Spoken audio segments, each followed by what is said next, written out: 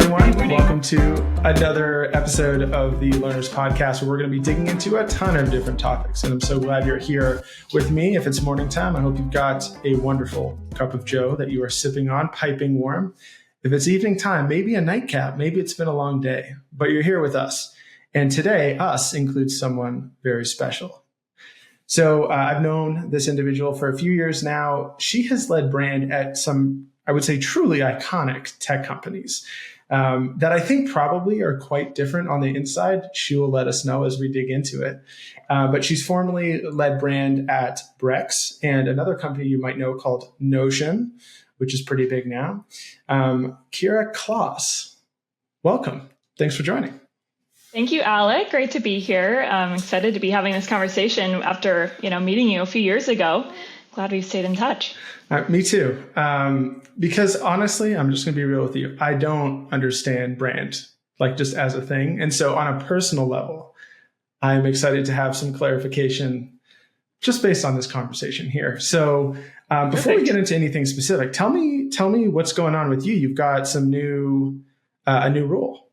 Yes. Yeah. So I actually took the last year off. I got married last fall, and my husband and I decided to make it a travel year. Before kids, we wanted to get out there, experience the world. And so we spent 10 months or so out of the past year traveling full time across 20 countries. Like, we were not here, we were living it. I'm only it was the amazing. Slightest bit jealous. Not even a lot yet, just an itty bitty bit. It's sort of awkward to talk about because it's just amazing. And in America, like, taking time and traveling is just less of the norm here. Like, we're such workaholics. Yeah. But that was really important to us to make the time to do that. And the plan was to come back after a year, come back and return to corporate. So we're now on the other side of that incredible year. And by the way, happy to talk about to anyone considering some time off. What does that mean for your career? You can consider me a success story because I did get a job, again, coming back. And just this week, I started as the VP of Corporate Marketing at Later, which is the social media and now influencer marketing platform that companies of all sizes, but even large enterprise companies are starting to use to really scale their social, but also especially influencer marketing programs. And it's kind of cool because I actually started my career, back in the day as a social media intern. And so to come, it feels a little bit full circle. There. Yeah. Amazing. I want to talk more about like what that role, what that means almost. But before we do that, I feel like the vast majority of people who don't work in brand, maybe designers might be a little bit special and an exception here. But if you don't work in brand or in design, it feels very kind of like in the ether, like this concept of there's a little bit of brand here, a little bit of brand. I don't really know what it means. Can you tell me a little bit, like when you think about what a brand means, practically speaking, what's a simple way to explain, tangibly what it is for us and why it matters? Yeah, it's a really good question. And I think before I answer it, I'll start by acknowledging that I think brand has been really misunderstood, especially in tech and B2B, where the emphasis is often on product. We're obsessed with growth. When you're hiring your first marketer, you're often looking for a product marketer or a growth marketer. But I think that's just because there's been this like mysterious aura or whatever around brand for not a really good reason. There's been a lot of there's a lot of theory about brand. There's a lot of frameworks. Most of them have been created by design agencies or maybe measurement agencies. So I consider myself kind of a voice in translating, like demystifying brand to business, because it's an incredible growth lever for companies. Why don't I get into the definition? You'll see why. So defining brand, what is it? How do you know you have a good brand? I think it helps to start by defining brand separately from branding and brand marketing. So there's all these terms that often get really conflated. But let's break that down. So everything about your business that a prospect or a customer sees makes up your branding. So anything you are putting out into the world, most people think of their logo, visuals, colors, but it's also your customer support scripts. It's your UI and animation when you click a button. It's what you see on the website, your hold music. Honestly, your entire product experience is part of your branding, and you actively control your branding, right? You have say over what goes out into the world. And then secondly, brand marketing, how you choose to get that everything out in front of the prospect or customer. That's basically your brand marketing. In some ways, this refers to distribution, it's campaigns, it's buying media, ads, billboards, TV ads. It might be events, content, anything like that. I kind of think of it as like that branding gone outbound. Mm-hmm. And you also actively control this. So can I summarize real quick? So it sounds like, yes. Every time there's like surface area that touches a person outside of your company, that constitutes the branding. And then when yes. you try and put something out there to go and touch them, so maybe branding includes when you go out and touch them, but also when they come to touch you. But when you're intentionally going out to touch them, that is part of your brand marketing, whatever that looks like. Yes, branding and brand marketing are both things that you can control. But that takes us to brand, this overarching concept, which is basically everything that someone thinks about you. So some people will say, oh, it's your reputation, it's the story. But it is true. It's sort of this idea that you do not control. You actively control your branding, your brand marketing, but you can't control exactly what your brand is or how it's perceived, because it takes two, right? People have their own perceptions, their own relationship, their own experiences with your brand. And so, it's acknowledging that there's like a factor outside of your control that affects your brand, because it doesn't live in a vacuum. It's part of a context. It's part of the landscape. It's compared against competitors. There's a lot of other factors that affect how people see you. And I'll just finishing off this thought is that as we said, you cannot separate your brand from your product. So your audience isn't like, oh, this is learner's brand strategy over here, and over here is their product experience. It should be one holistic experience to the customer. And your brand is a lot weaker when it's inconsistent, or people can see your org chart when it's obvious that different people have worked on different messages and different experiences, and it sounds like this over here, something else over here, and people can really sort of tell that it's coming from different teams. And that takes me to my last and final, most important point about brand, which is that you have a brand, whether or not you are investing anything in it or not, whether you're building it or not on purpose, right? Because your brand is what people think of you, what you stand for, what you're good at, what you care about. So it doesn't matter if you're big or if you're small. It doesn't matter if you do B2B or B2C. Exactly. There is a representation in people's minds about who you are, and that exists no matter whether you think about it or not. Yes, people are forming impressions of your brand anytime they interact with you. If you're, day one of your company, you're the founder, like you are the brand just for that one day. And then as you get funding, as you get customers, like you hire employees, those things also become a part of your brand. And my point is, like, wouldn't you rather do all of that intentionally? Yeah. So I run Learners. I don't actually run it. I am the face, for better or for worse of it. Maggie really runs the company. How would we, if I were to run downstairs and holler at her and say, we should talk about our brand. How do we know if it's good, if it's not good, if it's consistent or not consistent? What are the kinds of questions that you think that we should be asking each other to kind of evaluate where we're at? Yeah. There's a couple of tools that I'll use, like internally in companies or with clients, to basically figure out a sense of alignment internally.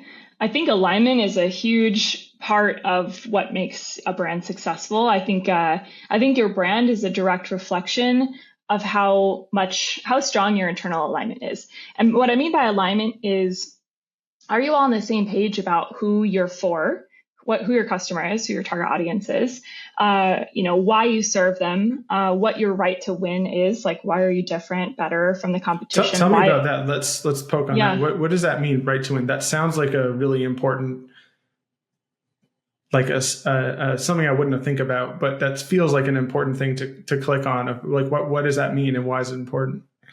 Yeah, it's a little jargony, right? Like right to win, but I think it's really important. And I think especially in B2B with, software products, things that are revolutionary or are, the first time we're seeing something like this, people, don't really consider them as commodities, but almost everything, every company is selling a commodity unless you are specifically selling like, proprietary data or something like that. So Brex, for example, came onto the market as the first corporate card for startups. And at the time that was pretty revolutionary, but it was still a commodity. Like people have heard of credit cards before. They either have one already or they're using a debit card or they're, using something else.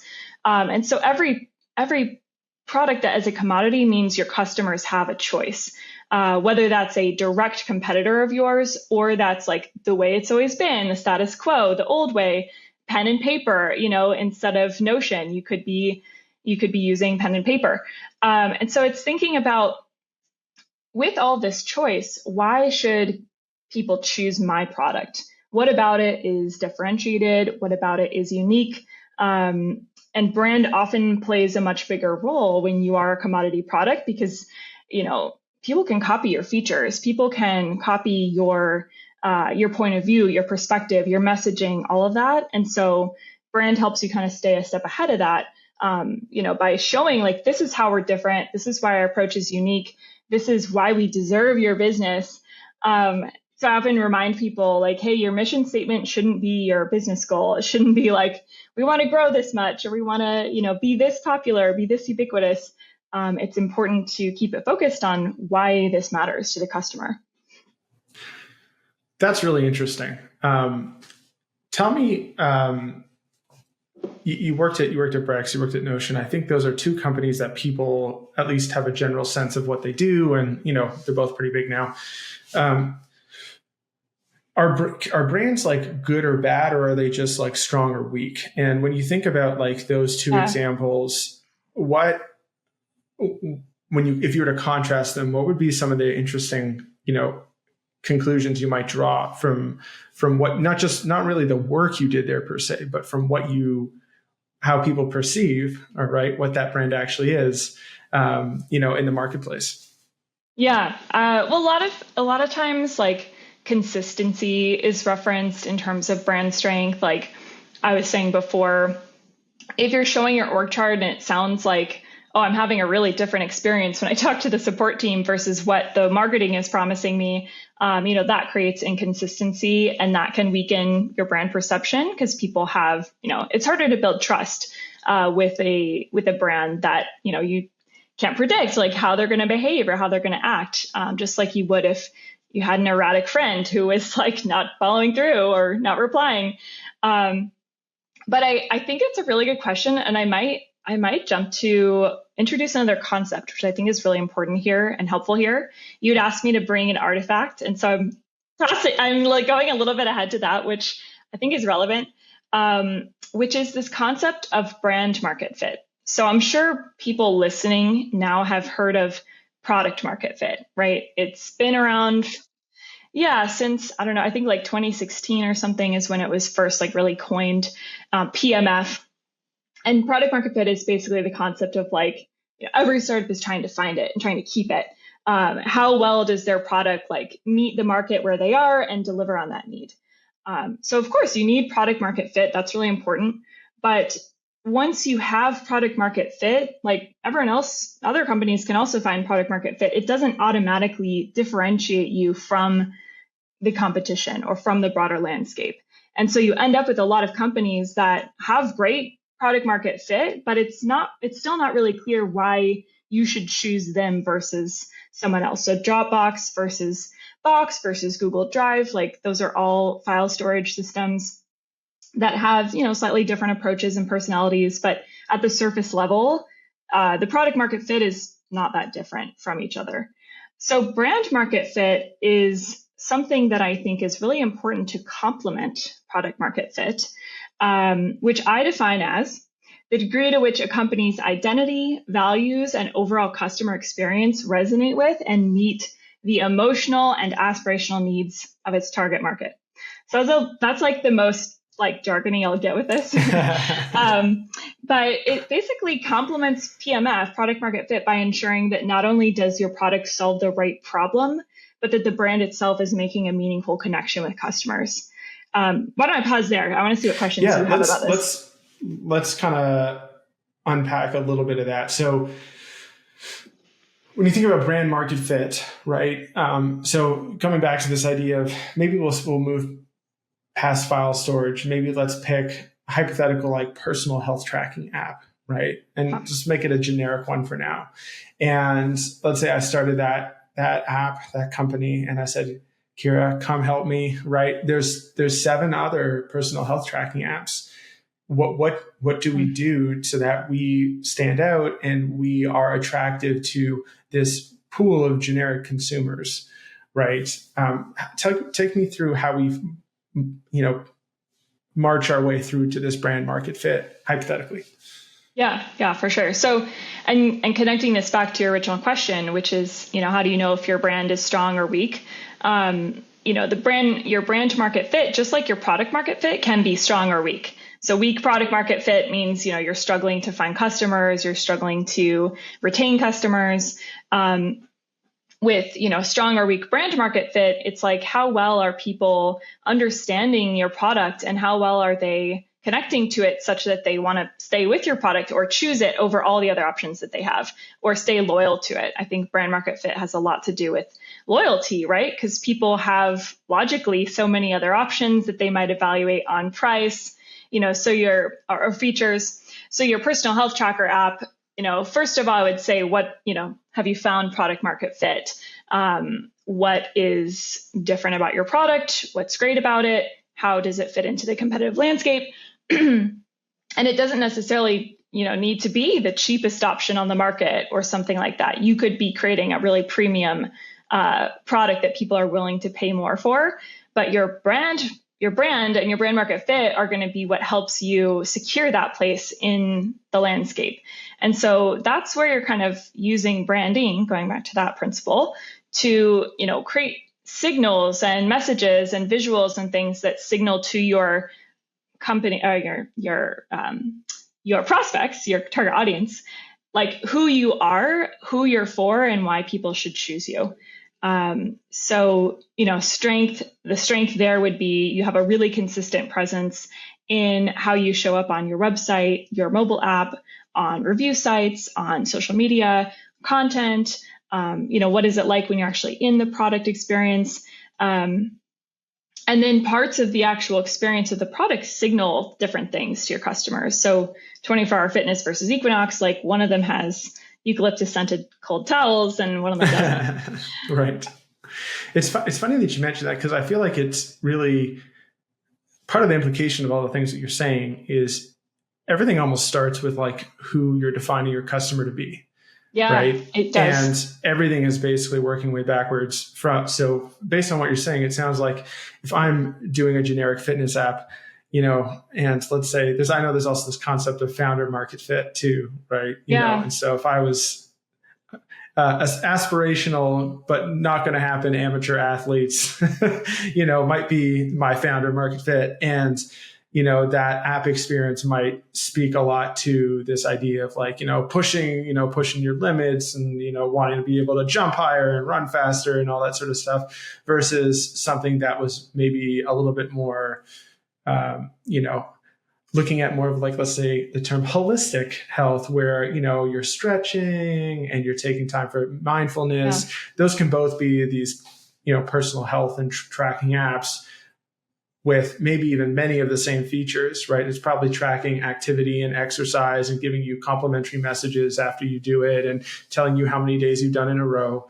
Yeah. But, the one that that might be aligned with this aspiring amateur athlete brand might be like, hey, you missed a day of working out yesterday. You totally fucked up, back to square one, better get at it, right? Versus the other one, which is a little bit more punishing and aggressive, versus another one might be like, hey, we all need a relaxed day. We all need a day off, right? Let's encourage ourselves to take that day and tomorrow schedule for 10 a.m., or something like that. That's such a good example. I think, Think about like Outdoor Voices when that brand first came onto the market versus Nike, like very different target customers, target audiences. One was this like doing things, that's their tagline, very recreational approach to fitness, have fun while doing it, don't take it too seriously, just get outside. With Nike being on the other end of that spectrum, like, they have everyone's an athlete, but there's very much that emphasis on athlete, right? Someone who's competing, whether it's with themselves or against someone else. And so those are very different audience approaches that basically defined their brand and defined their brand market fit, because people want to see themselves in your product.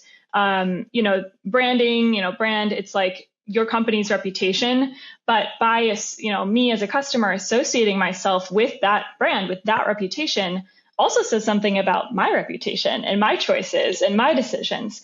And so, people align themselves with brands that they want to see themselves in. I think that's really why Notion has had such strong brand market fit, because people are like, ooh, this tool. Yeah, can we this is, I feel like this is the perfect place to jump in, because I conceptually, I cannot think of a circumstance in which there's like a B2B software that I want to see myself in, like that, like whatever accounts payable software. It's just like, yes, I am Bill.com, right? But and yet there are examples, and Notion, I think, is one of them, where that really comes into play, where you can totally see companies that are figuring out what their content management systems look like for certain aspects of their website, where they're like, are we a Notion company? I think we're a Notion company, right? Yeah.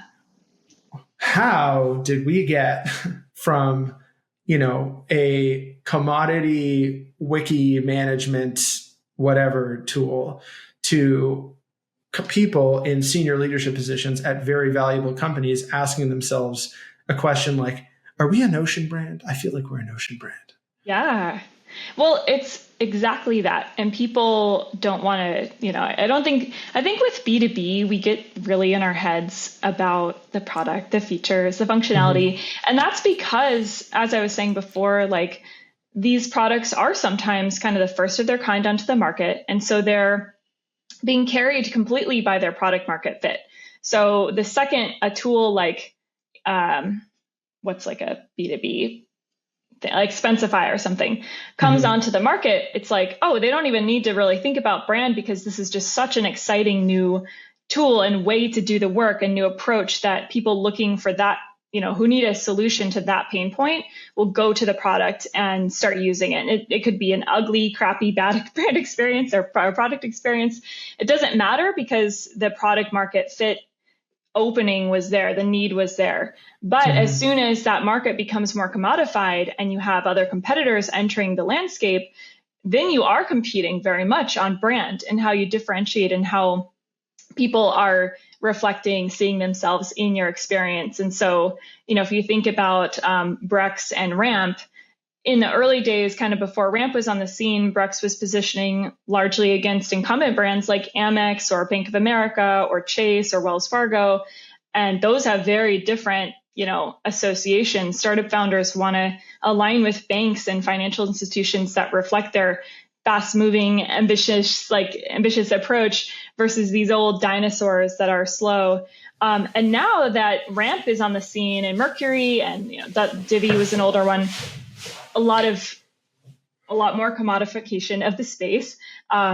They have to adjust that positioning yet again from, the old school incumbents to how are we now different from these other disruptors? Are we even disruptors anymore?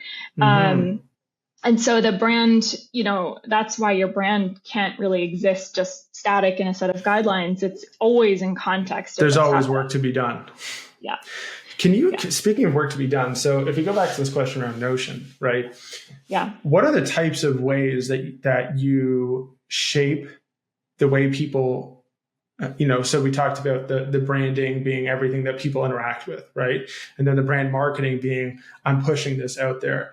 And I presume, when you're at a place like, or in your role at Notion, you were focusing a lot on the brand marketing. What are we pushing out towards them? And one would think that is all about shaping, that perception.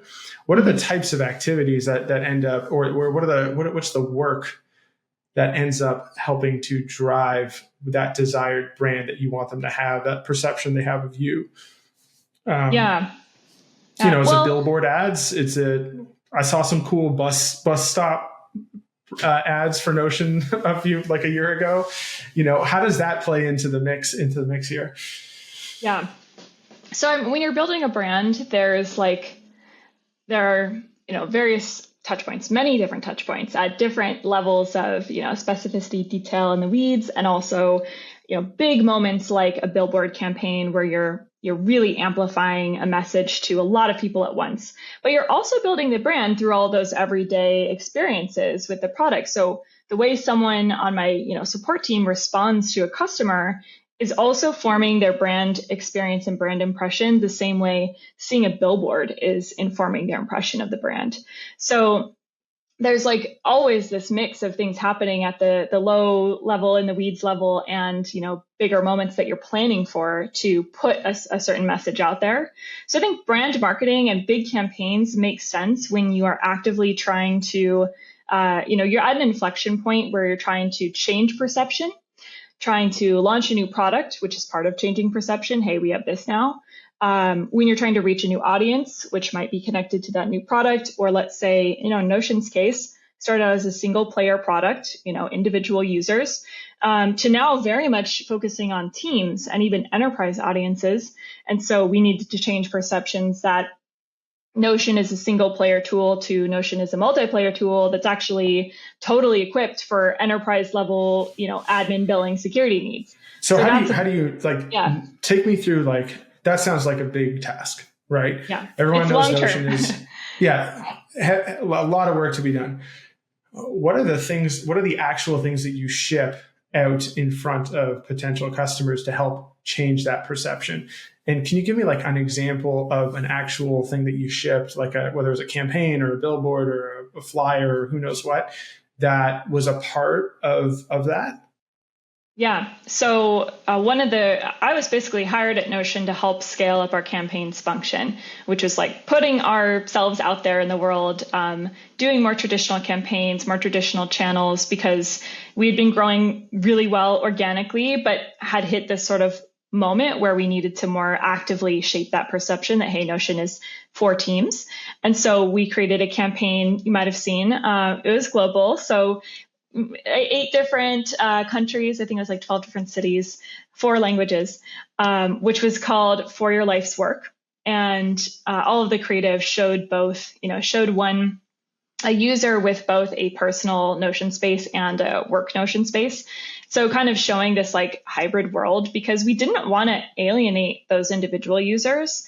That's a really important bottoms up motion for Notion, is people start to use the product personally for their own projects. They love it. They're like, hey, manager, can we get this for the team? Can we start using it? And then pretty soon a company has 4 different departments already using Notion. So they're like, okay, we're going to roll this out across the company.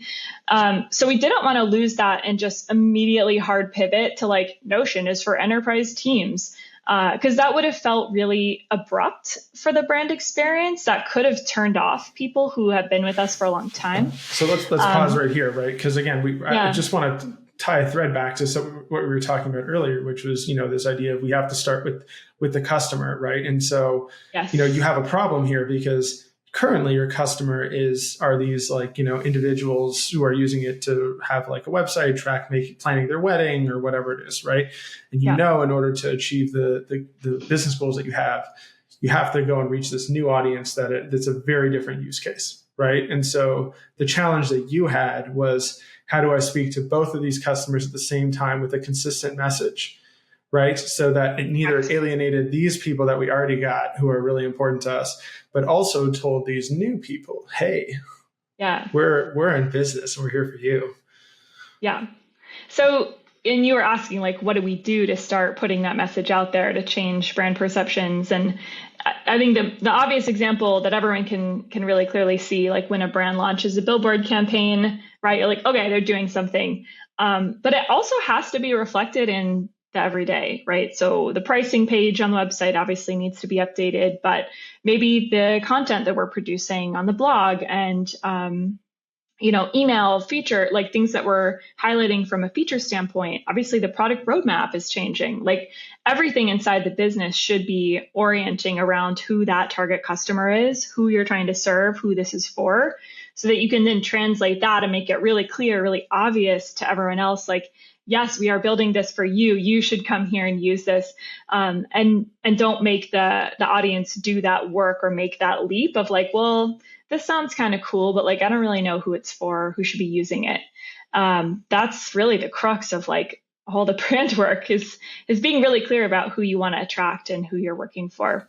Would you say that ultimately like the real sign of success with brand marketing and shaping that brand is the people that you want as customers look at your stuff, or when they interact with you, they say, this is for me? Yeah. Yeah. A lot of people will stop short at saying, oh, okay, this is what the product is. A lot of people, when you're creating a billboard or something, it's like, well, make sure the logo's on there really big and make sure it says what we are, it has to say software or whatever. And it's like, actually, I argue that that's a little less important than saying who this is for, because people won't pay attention at all unless they can see themselves a little bit in that they know it's relevant, something that they should be paying attention to. And then they can get into all the logistics of like, okay, what does it do? What are the features? So it sounds, everything that you're saying basically says like, this is not, well, you might be the person in charge of brand at a particular company. Yeah. This is not tennis. This is a team sport, right? Oh, yes. So yeah. Tell me about how you gave this great talk at UXConf back in the day with Nikki, who you may still be in touch with because he's your husband now. We now got married. Where you talked about this whole exercise at Brex where you rebranded, and research was kind of intimately involved in that process, which is a great talk. What are some of the functions that you partner closely with, and what are the can you picture the best day ever where like somebody from another function comes and does this for you or brings you that? What is that thing where somebody just really brightens your day from another part of the company and you're like, hell yeah, you just made my life way easy? Yeah. I mean, I'll start by saying that you were getting at this. Like, I think if you work at a company in any role, you work on brand, just like you are contributing to building the product. Everyone is here in service of the same thing, which is to build an incredible company that resonates so strongly with its audience that everyone wants to buy it, everyone wants to use it. So I really want to get away from this old model of like, oh, brand police, brand are just like trying to limit what we can do and everyone has to comply to the guidelines. Like that's such a rotten, wrong old idea. When instead it's like, okay, the brand team, the brand operator, the brand manager, whatever, their role is to be as cross-functional as possible, honestly, and to help empower everybody to look out for what's best for the customer, and make sure that our experiences are in line with the people that we're trying to attract. So if I'm having a great day, it's like a super cross-functional day where I'm talking with, everybody on the marketing team, PMM, web, growth marketing. And it's all like, okay, is this making sense in terms of who we are for and how we want to sound different and sound unique, to, given the rest of the context, what else is out there, the competitive landscape. And then there's teams like research and, product and design. There's no reason a brand person on the marketing team shouldn't be working with UX copywriter on the product, because that's also a brand experience. So, I want to work with partners who are looking out for those opportunities for the brand to shine, to create little moments of surprise and delight, which is a term that's maybe fallen out of fashion lately. But, Gusto, which is one of the first companies I worked for, has a really delightful experience. And one of their loading screens is this little animated pig, like a piggy bank walking, called Penny the Pig. And that's a brand expression that made it into the product where it totally didn't have to. We could have just had a blank screen or could say loading ...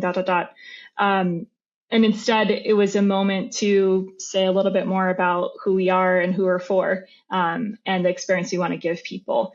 So a great day for me is really cross-functional, talking with everyone, getting creative and staying really focused on, who the customer is. That makes a ton of sense. Okay.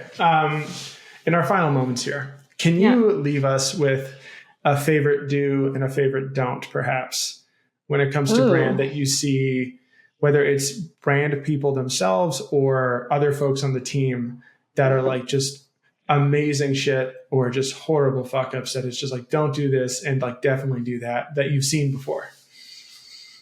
That's such a good one. You didn't prep me for that one. So I intentionally did not prep you for that one. I mean, the do, maybe I'll be a broken record, but just like this idea that your brand is being shaped all the time. So be proactive, be thinking about the opportunities to craft it, because they're everywhere. I think if you limit it to just like the design aspects or the copywriting, like you miss out on a lot of really cool opportunities. I love that example of the loading message. Like, that's such a great, or even if you think about like an error message, I've seen some really fun ones. Yeah. Where it's like, hey, our bad, like, cause that was the brand is just like, yeah, you got us. We'll fix this, or and stuff like that is like opportunities of expression, which I think are really cool. Cause you can't even be mad, right? Like the product broke, but you're like, it's kind of funny.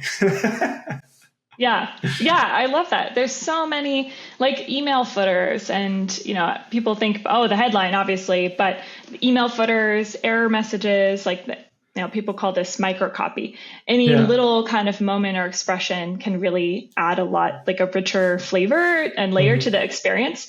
So I love that. And then don'ts. I recently wrote an article or newsletter about like 10 brand rules for founders, calling them out a little bit because, founders play a huge role in shaping the brands that they, that they work for, essentially, that they create. I can think of some recent Twitter shenanigans for some high profile, well-funded founders that I don't think it went well. Yeah. And it's like, there's so much ego involved in brand and in creating a company, but I think the mistake is like, letting personal taste and opinions get really conflated with what is right for the brand. And so brand is something that can be really subjective because it has to be interpreted. It has to live in context of everything else. So when you, kind of let brand conversations just come back to like, I like this, I don't like that, this just doesn't feel right. It's like, you're just doing everybody a disservice by letting conversations kind of exist in that realm instead of going back to, who is this for? Why are we doing this? What are we trying to achieve? Have sort of a framework for those like basic questions to get answered that a lot of people just like skip that process of documenting things like that, like who it's for, why we're here, our right to win, to take it back to that. And so I think if you're letting brand discussions or decisions kind of just like only come back to what I like, don't like, personal feelings, personal experience, like you're just missing out on an opportunity to really connect with the customer. And I know that's something research is all about. So you guys will resonate with this. It's like, how can we really take ourselves out of this a little bit and realize that we probably aren't the ideal customer profile, like we aren't that audience. So how can we build empathy with who really is our audience and be evaluating it from this lens, which gives us an objective lens or structure to evaluate brand decisions through instead of just, personal taste. Love that. Before we go, correct me if I'm wrong, but you're still teaching, is that right? I am. That's right. Tell us about your program that you're running. Yeah. Well, 2 years ago, Reforge reached out about creating kind of a brand marketing 101 course. That's live today. It's on demand. So anyone who's like really interested in the real foundations of brand marketing, brand governance, you can check that out. It's really robust. Co-created with 2 other really great marketers. And then Maven is another learning platform, cohort-based, that I started on about a year ago. It's kind of a sabbatical project, or at least started out that way. I think I'll continue because I'm enjoying it so much. But kind of a next level, more advanced, a course intended for, current in-house brand operators who are not just creating brand identity and thinking about, creatively, what should it be, but are dealing with the realities of being in founder-led, product-first, performance-obsessed companies who maybe aren't like inherently thinking about or like getting brand. And so navigating the realities of that through alignment building, understanding your stakeholders really well. How do you fight for resourcing? How do you like get people on the same page? Because honestly, alignment is like half the battle or more.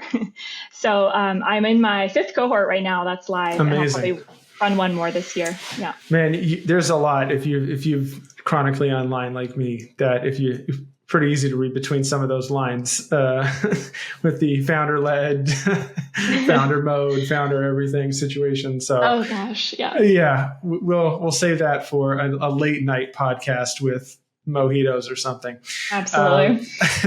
Kira, Klaas, thank you so much for joining. Folks, if you haven't had the chance to check out some of her stuff, follow her on LinkedIn or on Twitter. I think you're on Twitter, right? It's not called I'm not on Twitter. Okay. I'm on Substack. Yeah, Substack, yes, I subscribe to your Substack as well. And then, check out our Maven course. And then hopefully, Kira, we can have you back and maybe you can force us to do some brand exercises here at Learners. And then, we can do a little evaluation to see, where are we strong and where we still have some opportunity for growth. How does that sound? That sounds awesome. Yeah, thank you so much, Alec. Love talking about this stuff anytime. All right, amazing. Thank you. We're live from London, Ontario, which is a very exciting place. Not really, but we'll catch you on the very next episode. Thanks for tuning in. Have a wonderful rest of your day. See you later.